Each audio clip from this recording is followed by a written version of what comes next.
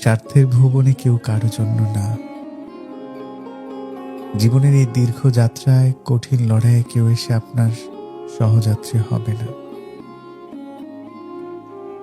আসলে কি জানো, জীবন কাউকে নিয়ে গোছানো যায় না, জীবন গোছাতে হয় একা একা।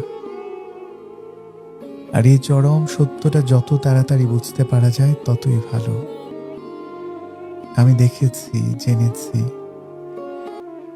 চারপাশে কত কত বন্ধু, কত শুভাকাঙ্ক্ষী, কত প্রিয়জন, কত মানুষ। ওরা সবাই বিপদে পাশে থাকার প্রতিশ্রুতি দেয়, অথচ জীবনের অন্ধকার গলিটার মুখোমুখি হয়ে পেছনে তাকিয়ে দেখলাম